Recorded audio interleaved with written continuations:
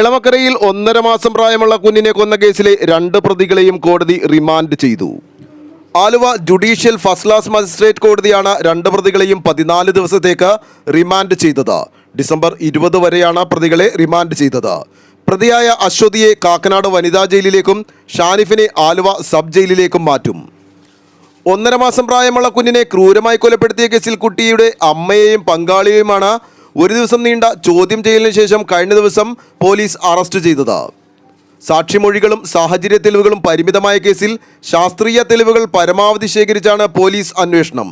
കുട്ടിയുടെ ദേഹത്ത് പ്രതിയായ ഷാനിഫ് കടിച്ച പാടുകൾ സ്ഥിരീകരിക്കാൻ ഡെന്റൽ സാമ്പിൾ ഇന്ന് ശേഖരിക്കും. ഡിസംബർ 1-നാണ് ഷാനിഫും അശ്വതിയും കുഞ്ഞുമൊത്ത് എളമക്കരയിലെ ലോഡ്ജിൽ മുറിയെടുത്തത്. 3-ാം തീയതി പുലർച്ചെയായിരുന്നു കൊലപാതകം. ഉറങ്ങിക്കിടന്ന കുഞ്ഞിനെയെടുത്ത് കുഞ്ഞിൻ്റെ തല ഷാനിഫിൻ്റെ കാൽമുട്ടിൽ ശക്തമായി ഇടിപ്പിച്ചു. കുഞ്ഞിൻ്റെ ശരീരത്തിൽ കടിച്ച ഷാനിഫ് കുഞ്ഞ് കരയുന്നില്ലെന്ന് കണ്ടതോടെ മരണം ഉറപ്പാക്കി. തുടർന്ന് നേരം വെളുത്തപ്പോഴാണ് മരിച്ച കുഞ്ഞുമായി ഷാനിഫും അശ്വതിയും ആശുപത്രിയിലേക്ക് തിരിച്ചത്. മരണം സ്ഥിരീകരിച്ച ഡോക്ടർക്ക് സംശയം തോന്നിയതിനെ തുടർന്ന് പോലീസിനെ വിവരമറിയിക്കുകയായിരുന്നു. കുഞ്ഞിൻ്റെ മരണകാരണം തലയോട്ടിയിലുണ്ടായ ക്ഷതമാണെന്നാണ് പോസ്റ്റ്മോർട്ടത്തിലെ കണ്ടെത്തൽ. അസ്വാഭാവിക മരണത്തിന് കേസെടുത്ത പോലീസ് ഇരുവരെയും കസ്റ്റഡിയിലെടുത്തു. തുടർന്ന് നടത്തിയ ചോദ്യം ചെയ്യലിലാണ് പ്രതികൾ കുറ്റം സമ്മതിച്ചത്.